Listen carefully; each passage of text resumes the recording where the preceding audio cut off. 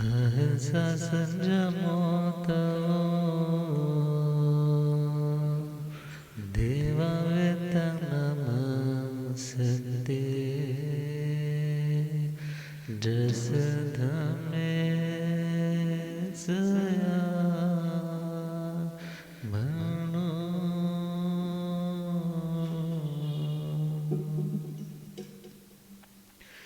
श्री महावीर प्रभु को मेरी वंदना। श्री महावीर प्रभु को मेरी वंदना। वंदना वंदना वंदना वंदना वंदना।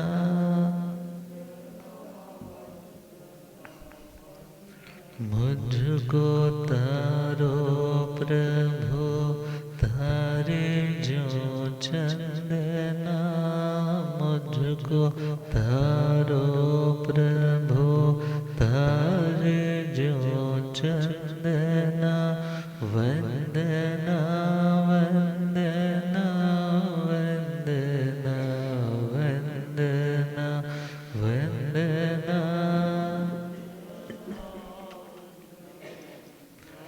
मेरी नैया पड़ी बीच मझधार के। मेरी नैया पड़ी बीच मझधार के। कौन अपनाया बीच संसार के। कौन अपना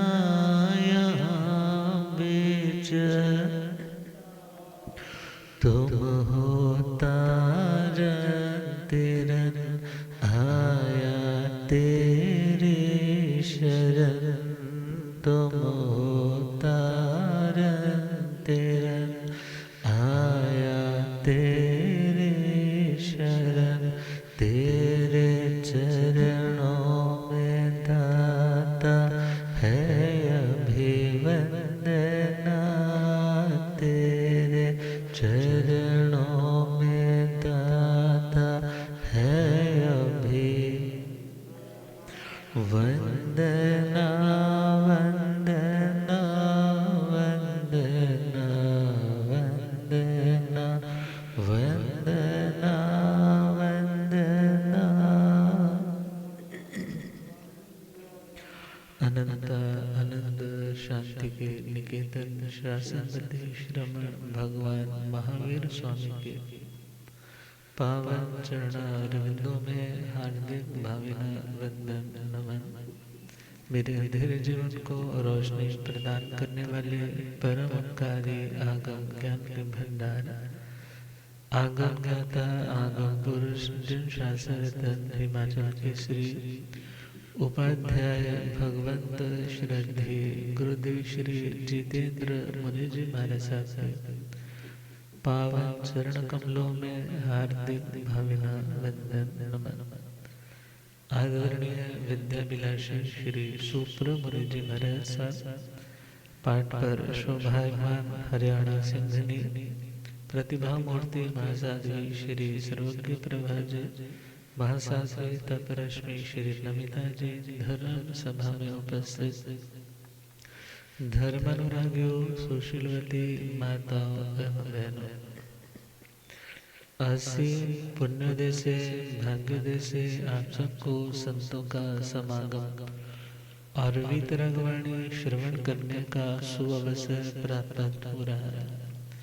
श्रवण कर रहे हैं आत्म जागृति के सुंदर बोल असंस्कृत अध्ययन के माध्यम से परमात्मा भगवान महावीर स्वामी हमारी इस जिंदगी को और उत्तम बनाने के मानो ऐसे सुंदर सुझाव दे रहे हैं।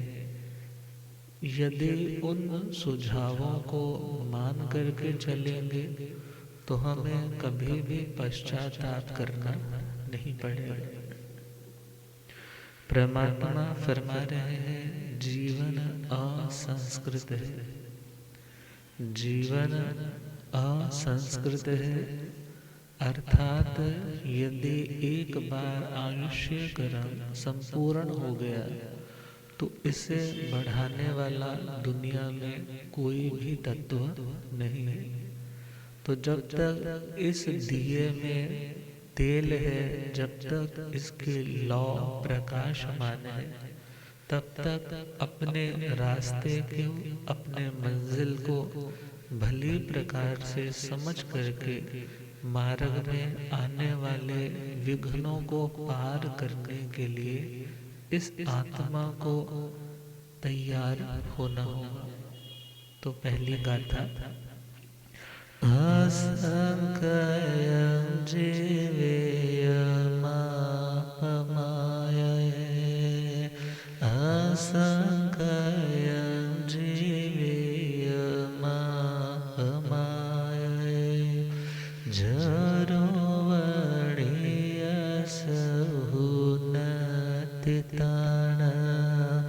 जरो वणियसहुनतितान,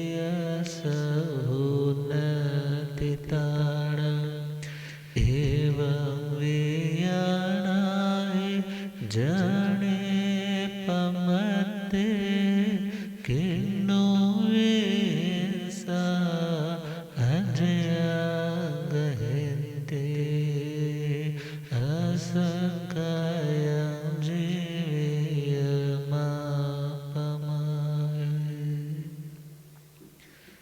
हे आत्मा, जीवन असंस्कृत है। असंस्कृत के हमने कुछ अर्थ किए थे। पहला अर्थ, यदि घट जाए तो बढ़ाया ना जा सके, यदि टूट जाए तो जोड़ा ना जा सके।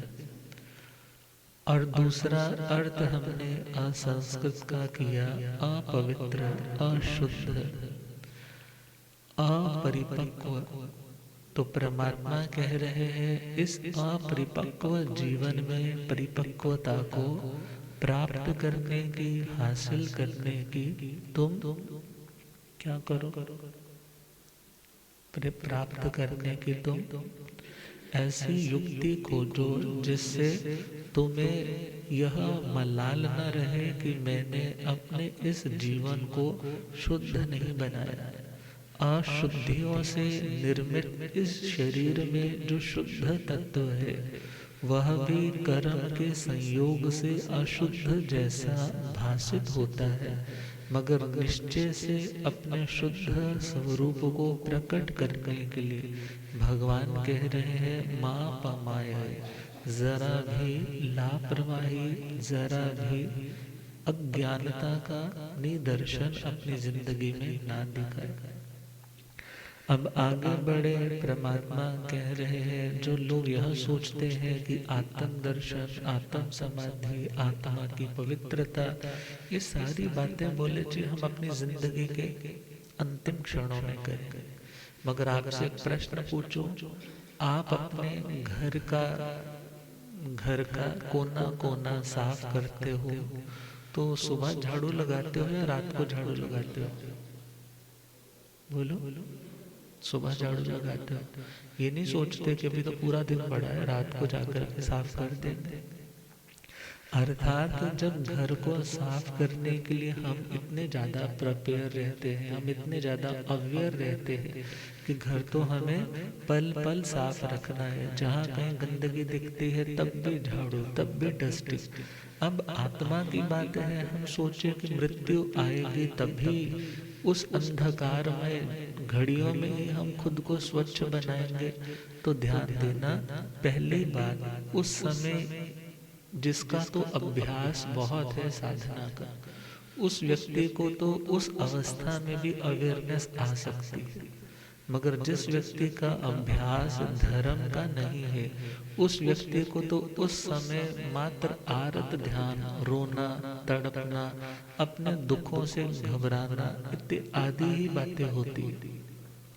और विचार करें, जो बहनें बचपन से ही अपने जब पीहर में थे तभी से घर को साफ करना, आटा गूंदना, रोटी बनाना, फिर अपने सारे घर के काम निपटाना इत्यादि आदत बनी हुई। शादी होगी तो भी काम कर रही है। अब आगे बहू रानी आगे तो भी उसका मन क्या कहता है कि नहीं बेटा कि एक टाइम तो मुझे करने दो। अर्थात इतनी अवस्था हो जाती है, 70-80 साल भी हो जाती है, तब भी उसको ये नहीं लगता कि मैं थक रही हूँ। क्यों? क्योंकि उस काम को करने का उसे अभ्यास बहुत ज़्यादा है, प्रैक्टिस बहुत ज़्यादा है, इसलिए वो काम उसे अनईजी नहीं लगता, डिफिकल्ट नहीं लगता। अब जिसने कभी पंजाबी में कहना डक्का तोड़िया ही ना हो, कोई काम किया ही ना हो, अब उसको बेचारे को आते कहो कि बेटा सुबह उठ करके ये काम करना है, वो काम करना है, उस बेचारे से तो पहले सुबह ही नहीं उठा जाएगा। फिर उसके बाद काम भी करना है तो काम थोड़ा, पंजाबी में एक और लाइन आती, काम मुझे कड़ा मगाना। हाँ, काम तो बहुत थोड़ा सा करेंगे मगर खलारा, और फिर खुद ही फ्रस्ट्रेट हो जाएंगे, मेरे से काम नहीं होगा, मेरे से तो बस आप कोई और काम करवा लो, मेरे से घर के काम नहीं होंगे। अब जिसका तो अभ्यास है उसके लिए इजी है, जिसका अभ्यास नहीं उसके लिए मुश्किल है। इसी प्रकार जिसने अपने भावों को पवित्र रखने का अभ्यास शुरू से किया, जिसने अपने भावों को पवित्र रखने का, कभी मन गलत डायरेक्शन में जाता था उसको मोड़ने का अभ्यास किया है, कभी वाणी से हम ज़्यादा गलत बोलने लगते थे खुद को रोकने का अभ्यास किया है, शरीर से कुछ गलत करने जा रहे थे तो उस समय शरीर को रोकने का अभ्यास किया है। यदि अभ्यास आपका बना रहा ना तो अंतिम क्षणों में भी वो अभ्यास आपके लिए क्या काम करेगा? अभ्यास आपके लिए इस दलदल से निकलने का काम करेगा। अदरवाइज अंतिम क्षणों में तुम सोचो हमारे भाव शुद्ध हो जाएंगे तो वो तो बहुत धोखे वाला सौदा होगा, खुद को धोखे में रख करके चलने वाला काम होगा। और परमात्मा कहते हैं, जो दुनिया के लोग कहते हैं कि हम बुढ़ापे में पहुंच करके सावधान हो जाएंगे, तो विचार करना है जिसने अभी से सावधानी नहीं सीखी वो कभी भी सावधान नहीं हो पाता। अब परमात्मा की सुंदर सी हिदायत कि हे आत्मा तुम होश में आओ। तुम किस में आओ? तुम मृत्यु के आगोश में जाने से पहले पहले यदि होश में आ जाओगे तो तुम अपना रास्ता तय कर पाओगे। अपने पराये को जान करके जो अपना है उस पे तुम समय निकाल पाओगे। अब विचार करना है आत्मा को होश के स्थान पे बेहोश करने वाले कौन से तत्व हैं? वो 5 बातें बताई थी, कल स्टार्ट की थी ना। 5 प्रमाद, पहला मध्य, दूसरा विषय, तीसरा कषाय, चौथा विकथा और 5वीं निद्रा। हमारी जिंदगी का कितना हिस्सा बेहोशी में जाता है? कितना हिस्सा बेहोशी में जाता है? पहला पॉइंट था मद्य। मद्य का मतलब मादक द्रव्यों का सेवन। अब कोई कह सकता है महाराज जी हम तो कुछ ऐसा लेते नहीं, तो वहाँ मादक द्रव्य क्या होगा? अर्थात शरीर को जितनी गुजारिश है, जितनी ज़रूरत है, उससे भी ज़्यादा उसे जब गृष्ट भोजन दिया जाता है, ज़्यादा सॉलिड डाइट दी जाती है, तो क्या होगा? क्या होगा तब? क्या होगा? मदहोशी ही तो आएगी ना, क्योंकि जब इंद्रियों को ज्यादा पोषण मिल जाएगा तो वो चंचल हो उठेंगे। जब चंचलता आएगी तो टिकाव नहीं आएगा। जब टिकाव नहीं आएगा तो कुछ ना कुछ गलत करके आएगा, गलत करके आएगा तो पश्चाताप बाद में होगा। वो पश्चाताप ही तो दुख है। और परमात्मा कहते हैं यदि होश में रहते तो पश्चाताप ना करना पड़ता, मगर अपनी डाइट से भी बढ़ कर के चीज़ों का सेवन करना, ज़्यादा गृष्ट चीज़ों का सेवन करना, कोई तप नहीं, कोई जप नहीं, अपनी उस मिली हुई पौष्टिक डाइट को किसी कल्याण के कार्य में यूटिलाइज नहीं किया जा रहा, तो वो डाइट भी तुम्हारे लिए क्या बन जाएगी? प्रमाद का कारण बन जाएगी। पहला पॉइंट। दूसरा पॉइंट विषय। विषय अर्थात जो हमें अपने जाल में फंसाने में समर्थ होते, जो हमें अपने जाल में फंसाने में समर्थ होते हैं, हमारे पांव के फिसलने में निमित्त होते हैं, मगर यदि फिसलन भी हो संभल करके चलना किसके किसके कंट्रोल में होता है? अपने ही तो कंट्रोल में होता है। तो परमात्मा कहते हैं ये इंद्रियों के विषय भले कितने भी मजबूत क्यों ना हो, मगर उनके प्रति न्यौछावर हो जाना, उनमें बह जाना, वो भी तुम्हारी चॉइस है, और नहीं बहना वो भी तुम्हारी चॉइस है। हाँ, कोई पूर्व का संस्कार, पूर्व की भावना तुमने उन चीजों की बहुत ज्यादा भाई हुई है, तो तुम खुद को रोक नहीं पाओगे। मगर यदि तूने अभ्यास किया है, वैराग्य का अभ्यास किया है, अनासक्ति का अभ्यास किया है, और वैसे प्रसंग मिलने पर भी तुम सोचोगे तो ये चीजें तो मुझे मार्ग से, पथ से भ्रष्ट करने वाली है, मुझे यहाँ पर खुद को और ज्यादा मजबूती से चलना है। जैसे पता हो नया नया कपड़ा पहना है, नई नई शॉल पश्मीना की लेकर आए हैं 25-30 हजार की, या नई नई कोई साड़ी लेकर के आए हैं, और पता चला कि जिस रास्ते से हमने थोड़ा पैदल चल के जाना है वहां पर ना झाड़ियां बहुत है। अब झाड़ियां बहुत है तो कैसे चलते हैं? कपड़े को समेटते हुए चलते हैं कि कहीं कपड़ा मेरा किसी झाड़ी में अटक ना जाए। अब अटक ना जाए उसके लिए खुद को, खुद के कपड़ों को जो संकोच किया जाता है, वो संकोच करना तो है अप्रमाद, सावधान, और बिना किसी अवेयरनेस के बस चलते जाना, उसका नाम क्या है? लापरवाही, उसी का नाम प्रमाद है।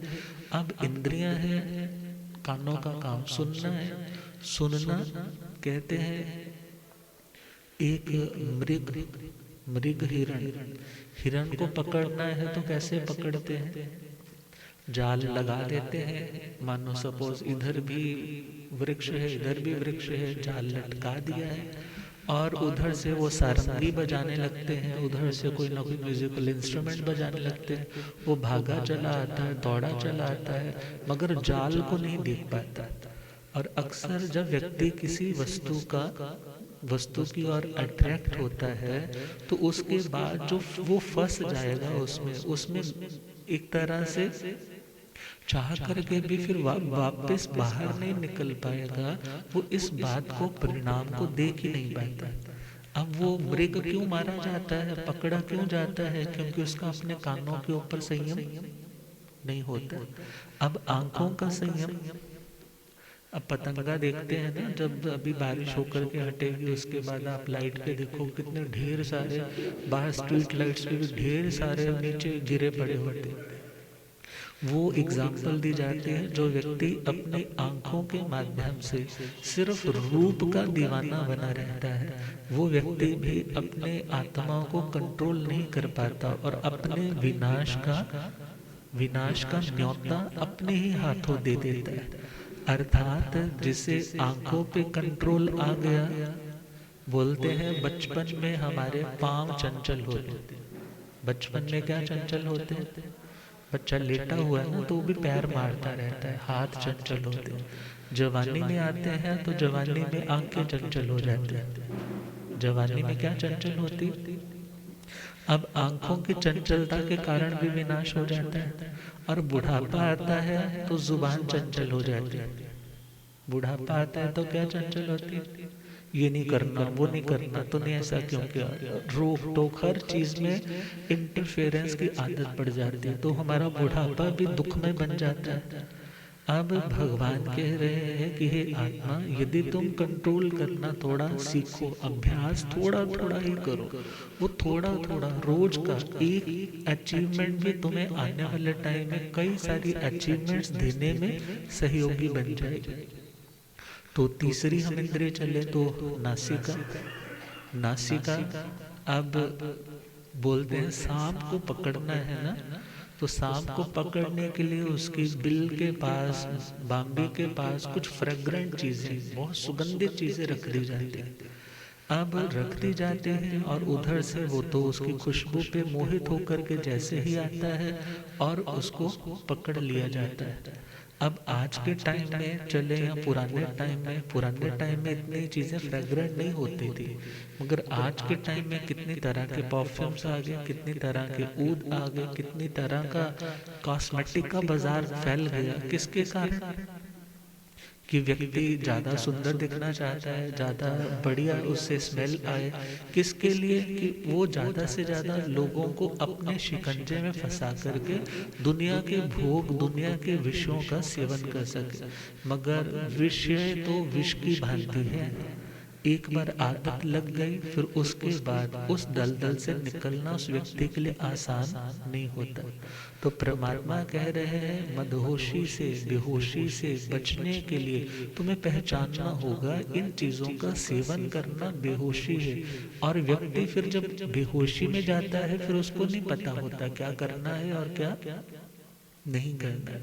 रसनेंद्रिय का जो व्यक्ति दास बन जाता है, फिर खाने पीने का संयम नहीं रहता। चूहे को पकड़ते हैं तो कैसे पकड़ते हैं?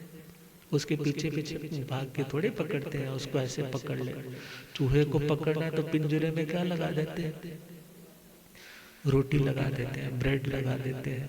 अब उसे वो ब्रेड तो दिख रही है, मगर उसको पिंजरा, कि मैं पिंजरे में बंद हो जाऊंगा, ये दिखाई नहीं देता। मछली को पकड़ने वाले लोग क्या करते हैं? कांटा लगाते हैं, कांटे के आगे कुछ मांस का टुकड़ा लगाते हैं, वो जैसे जैसे नीचे उतारते हैं और मछली लपकती है खाने को, गले में कांटा अटक जाता है और उसको पकड़ के अपना भोजन बना लिया जाता है। अब इसी प्रकार जो व्यक्ति रसनेंद्रिय को कंट्रोल में नहीं कर पाता, फिर वह व्यक्ति भक्ष्य अभक्ष्य का विवेक नहीं कर पाता। क्या खाने लायक है, क्या छोड़ने लायक है। अब पता है कि बहुत सी चीज़ों में अंडा डल रहा है, बहुत सी चीज़ों को क्रिस्पी बनाने के लिए पता नहीं क्या कुछ डाला जा रहा है, मगर अब स्वाद आ रहा है ना। बोलते मैंने कौन सा उसको बोला है तुम डालो, मैंने कौन सा उसको इस चीज़ के पैसे दिए हैं कि डालो। अब अपने स्वाद को बनाए रखने के लिए वो व्यक्ति फिर कोई नियम कायदा फॉलो नहीं कर पाता। और अक्सर कहा जाता है कायदे में रहोगे तो फायदे में रहोगे, कायदे में रहोगे तो। मगर जब कायदा ही नहीं है कोई जिंदगी का, खाने का कोई संयम नहीं है, पीने का कोई संयम नहीं है, तो ऐसा व्यक्ति आज भी दुखी है और कल को भी दुखी है। और पांचवा पॉइंट है स्पर्श इंद्रिय, टच की सेंसेशन। अब वो स्पर्श की अनुभूति दुनिया में व्यक्ति को कितना ज्यादा पागल बना देती है। अनुकूल जो अनुभूति है वो व्यक्ति को मोहित कर देती है और वही मोह उसके विनाश का कारण बन जाता है। अब हाथी को पकड़ने के लिए क्या करते हैं? हाथी को पकड़ने के लिए कागज की हथनी बनाते हैं। पहले कागज की कुछ ऐसी हथनी बनाएंगे और नीचे की जो धरती है वो बहुत सॉफ्ट वाली, नरम वाली, और उसके नीचे खाली जगह, जैसे पंजाबी में कोई पोरा बना देते हैं, और ऊपर उन्होंने सॉफ्ट वाली एक हल्का सा पुल टाइप सा बना दिया। और जैसे हाथी उसको देखता है और उस सिचुएशन में देखता है और वो भागा भागा आता है, मगर उसके बोझ से वो क्या हो जाता है? प्लेटफॉर्म टूट जाता है, गिर जाता है। कितने दिन उसको भूखा रखा जाता है और कई दिन भूखा रखने के बाद फिर उसको कुछ दिया जाता है और धीरे धीरे फिर वो उनका ही गुलाम बन करके रह जाता है। अब भोजन देखा जाए, ये स्पर्श इंद्रिय का जो सुख है व्यक्ति को कितनी दास्ता के जंजीरों में जकड़ देता है। और यही तो दास्ता है, व्यक्ति न अपने कुल की लिहाज कर पाता है, न धर्म की लिहाज कर पाता है, और न ही फिर साधना के मार्ग पे वह व्यक्ति निर्भय होकर के चल पाता है। तो परमात्मा ने कहा, हे आत्मा, यदि तुम निर्भय होना चाहते हो तो तुम्हें सावधान होकर के चलना होगा। क्योंकि शास्त्र में एक लाइन आती है, पमत्तस सबो अति भय। जो व्यक्ति प्रमादी होता है उसे चारों दिशाओं से डर होता है। वाई? क्यों डर होता है? क्योंकि उसके मन में खोट है, उसे पता है मेरे अंदर ये वीकनेस है, कमजोरी है। और जो व्यक्ति खुद असावधान है उससे दूसरों को भी तो डर लगता है।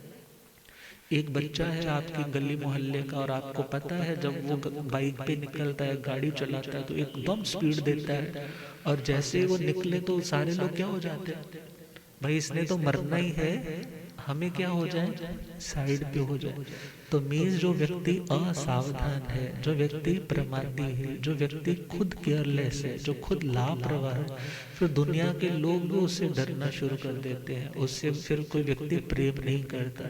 तो भगवान का कहना कि पांचों इंद्रियों का जो संयम है वो अप्रमत्तता है, सावधानी है, और उन्हें इंद्रियों के घोड़ों को बिना लगाम के जहां मर्जी चरने के लिए भेज दो, जाने दोगे तो फिर डंडे तो खाने ही पड़ेंगे, क्योंकि मालिक को ही शिकायत आएगी। तो आत्मा को ही उन चीजों का देखा जाए मुआवजा भरना पड़ेगा। तो पांच इंद्रियां ये विषयों के साथ जोड़ा। फिर आगे है कषाय। आगे क्या है, कषाय। क्रोध करना भी बेहोशी है। क्रोध करना भी क्या है, और किसी को माफ करना क्या है, होश में आना। होश में आता है तभी माफ करता है। बेहोशी में रहता है तो वो बात को भूल ही नहीं पाता, वो व्यक्ति किसी को माफ कर ही नहीं पाता, ग्रज मन में बनाए रखता है, दिल उसका दुखता ही रहता है, वो एवरी टाइम हर्ट फील करता रहता है। जो हर्ट की फीलिंग है, वो हर्ट की फीलिंग भी तुम्हारी बेहोशी के कारण है। और यदि तुम होश में आ जाओ, आत्म स्वभाव में आ जाओ, और सिर्फ उस सिचुएशन को जानो और देखो, तो तुम्हारा गुस्सा धीरे धीरे कम होने लग जाएगा। तुम्हें लगेगा ये एक सिचुएशन थी, ये एक परिस्थिति थी, मेरा कोई कर्म ऐसा आया था, उस व्यक्ति ने ऐसा रिप्लाई, ऐसा रिस्पॉन्ड किया। हो सकता है उस व्यक्ति ने मेरे बारे में पूरी जानकारी अभी हासिल नहीं की, अधूरी जानकारी के कारण उसने मेरे ऊपर चढ़ाई कर दी, मगर थोड़ा वेट एंड वॉच, थोड़ा मुझे शांत ठंडे दिमाग से इस सिचुएशन को देखना चाहिए, समय का इंतजार करना चाहिए। मगर मैं भी आवेश में आ जाऊंगा तो इस सिचुएशन का कोई अंत आने वाला नहीं। तो क्रोध करना भी परमात्मा कह रहे हैं प्रमाद है, मदहोशी है, बेहोशी है। परमात्मा कह रहे हैं मरने से पहले होश में आ जाओ, मरने से पहले होश में आ जाओ। गुस्सा करना बार बार बेहोशी में जाना है। अब सपोज करो कोई व्यक्ति जिससे फिट्स पड़ते, किसी व्यक्ति को क्या पड़ते हैं, फिट्स पड़ते हैं, मिर्गी के दौरे पड़ते हैं। दौरे पड़ते हैं तो वो क्या हो जाता है, उसके बाद कितनी वीकनेस आ जाती है बॉडी में, वो खुद को संभालने में वक्त मांगता है। अब गुस्सा आता है तो गुस्सा आना भी तो क्या है, एक ऐसी बेहोशी। आप कभी ना जी भर के गुस्सा करके देखना, उसके बाद आप खुद फील करोगे कि बॉडी बड़ी थकी थकी है, मन बड़ा अशांत अशांत है, बड़ा बुझा बुझा है। परमात्मा कह रहे हैं वैसा काम करते ही क्यों हो जिसके बाद तुम्हें इस तरह की फीलिंग का सामना करना पड़े। तो गुस्सा जब आए खुद को या तो अलग कर लो, या यह सोचो कर्म उदय में आया है, मुझे हारना नहीं है। आग सामने से है, बोलते हैं ना, सामने यदि अंगारा कोई आए तो तुम जलधारा बन जाओ ना, क्या बन जाओ, जलधारा। सामने वाले की बात को, गुस्से की बात को तुम किसी ह्यूमर में लेकर, किसी मजाक में लेकर के भी तो कन्वर्ट कर सकते हो। क्योंकि अपने से गलती हो जाए तो तुम बोलते हो मेरे प्रति सामने वाला क्या बोले, कोई बात नहीं। और जब सामने वाला हमारे लिए कुछ बुरा कर देता है तो फिर वहां पर हम क्यों नहीं कहते कोई बात नहीं। अर्थात हम अपने लिए तो माफी चाहते हैं, मगर दूसरों के लिए बदले की भावना रहती है। तो परमात्मा ने कहा ये भावना भी तुम्हें मदहोश करने वाली, बेहोश करने वाली, तुम्हें आत्म स्वरूप से दूर करने वाली। तभी तो क्या कहा, पाया नर तन बश क्यों हुआ बेखबर, जाग उठ तो जरा, पाया नर तन बश क्यों हुआ बेखबर, जाग उठ तो जरा। समझ आ रही? सो जाते हैं ना हम, क्रोध करना भी क्या है? क्या है? सुप्त अवस्था, बेहोशी की अवस्था। और बेहोशी में व्यक्ति, बात कर रहे थे ना, यदि कोई व्यक्ति बार बार कोमा में जाने लग पड़े, बार बार बेहोशी में जाने लग पड़े, तो उसके कितने काम पेंडिंग हो जाते हैं। और इवन उसका अपना भी विल पावर वो भी कमजोर होने लग जाता है। फिजिकली भी वो इतना ज्यादा अच्छी हेल्थ वाला नहीं रह पाता, मेंटली भी वो खुद को कहीं ना कहीं कमजोर महसूस करने लग जाता है। परमात्मा कह रहे हैं जागो, ये तो तुम्हारे हाथ में है ना, बेहोशी में जाना या बेहोशी से वापस आना। पाया नर तन बश क्यों हुआ बेखबर, जाग उठ तो जरा हो जी हो, जाग उठ। जग में आकर कभी ना किए शुभ कर्म, ना किए शुभ कर्म, विषय भोगों में तूने गवाया जन्म, हाँ गवाया जन्म। अब तो प्रभु को सुमर, आत्मा शुद्ध कर, जाग उठ तो जरा। अब तो प्रभु को सुमर, आत्मा शुद्ध कर, जाग उठ। पाया नर तन बशर क्यों हुआ बेखबर, जाग उठ तो जरा हो जी हो, जाग उठ तो।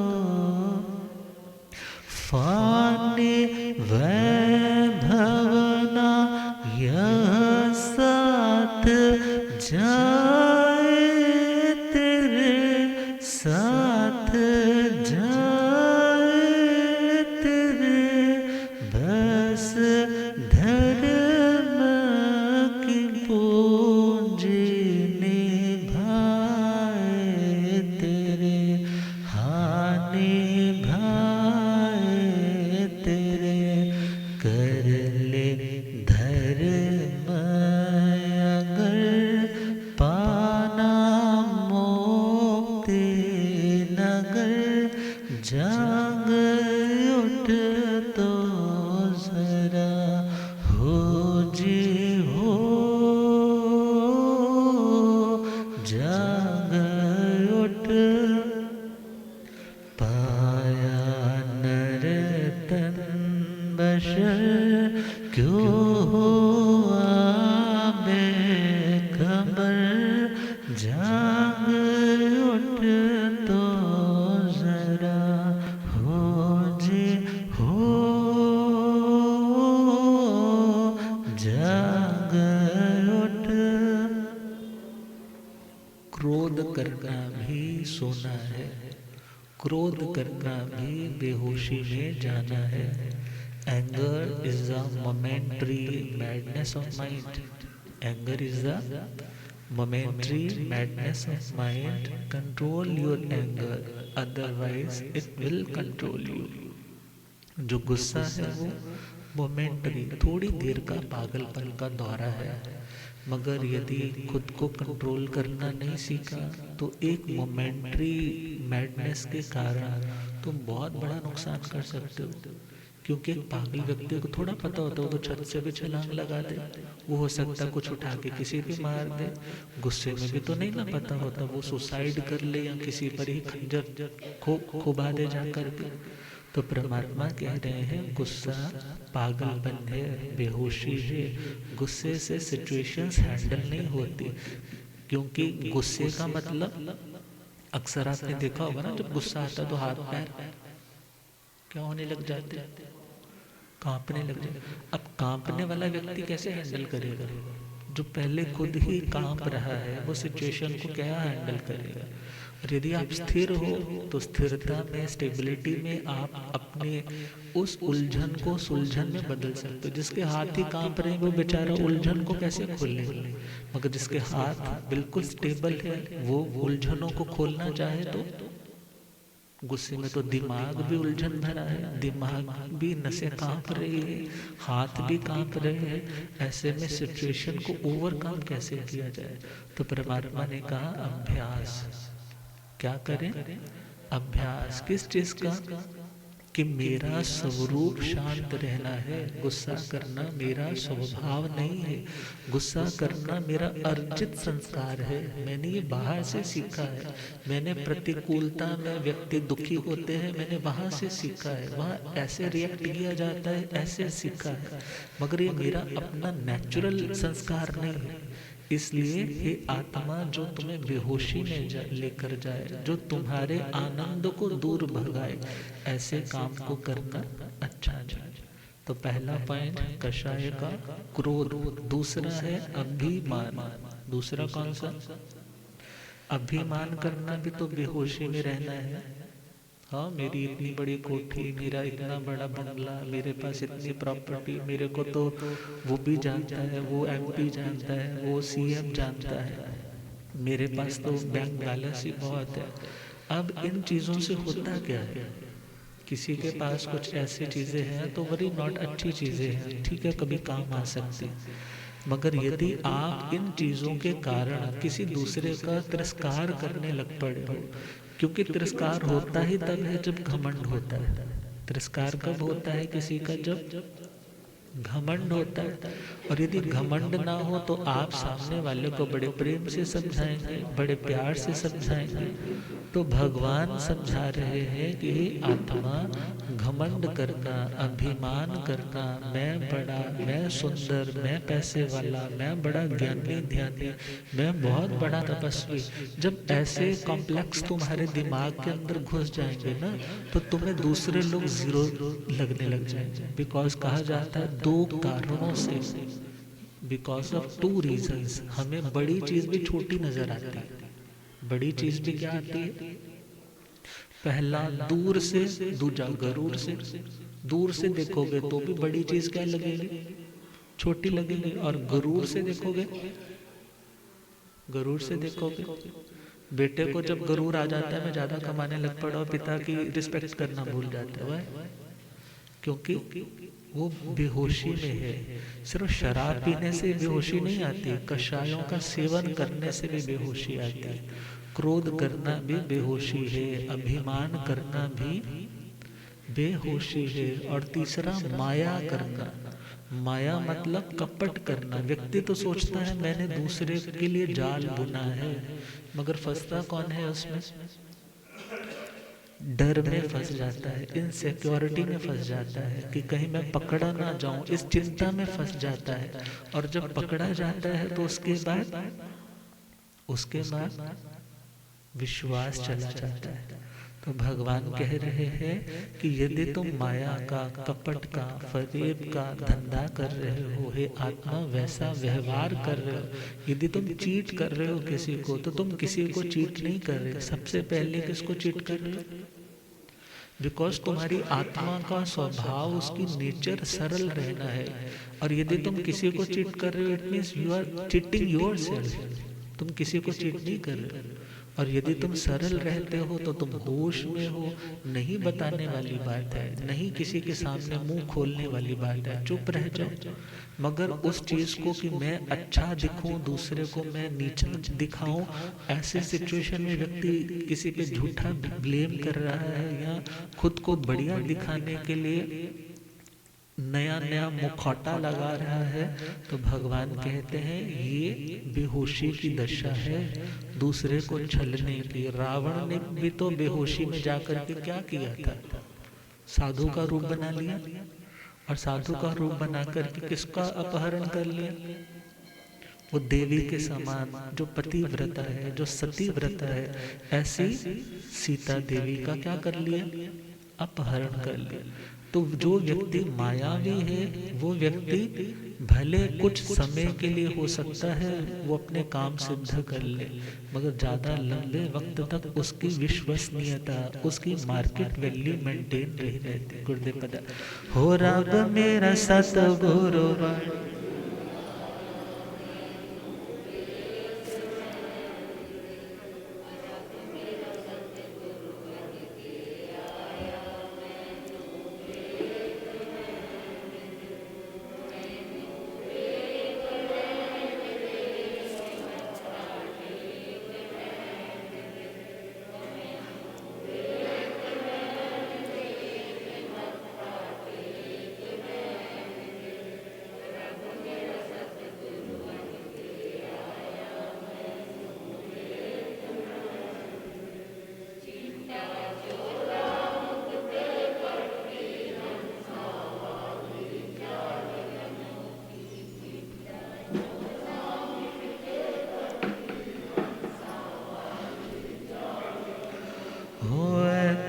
चुकदा संसार मैनो, होते चुकदा संसार मैनो, हो रब मेरा सतगुरु बन के आया मैनो, हो मैनो वेख लैण दे के मथा टेक लैण दे, ओ मैनो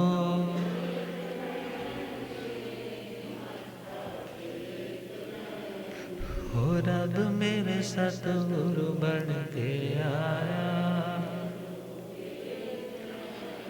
बोलिया गम ज्ञाता गम पुरर्जुन शास्त्रत हिमाचल के श्री उपाध्याय भगवंत श्रद्धे गुरुदेव श्री जितेंद्र मुनि जी महाराज।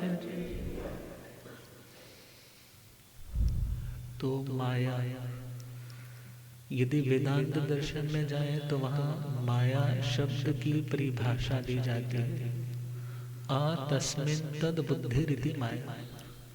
आ तस्मिन् मतलब जो वस्तु जैसी नहीं है, जब उसमें वैसा हम ज्ञान रखते हैं, उसको वैसा मानते हैं, उसका नाम है माया।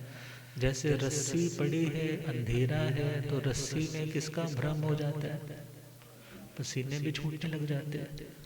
अब वो सिचुएशन क्या है? माया की सिचुएशन। ऐसे ही जो व्यक्ति अच्छा नहीं है, खुद को दिखा तो रहा है कि मैं अच्छा हूँ, मगर जब पता चलता है तो जैसे लाइट आते ही पता चलता है ये तो रस्सी है, तो डर दूर हो जाता है। ऐसे ही जब प्रकाश में पता चलता है व्यक्ति तो ऐसा है, तो फिर उस व्यक्ति के प्रति फिर वो इमोशंस नहीं रहते जो उसके प्रति पहले आ रहे थे। तो माया मीन्स सांप ने केंचुली तो छोड़ी है, मगर जहर।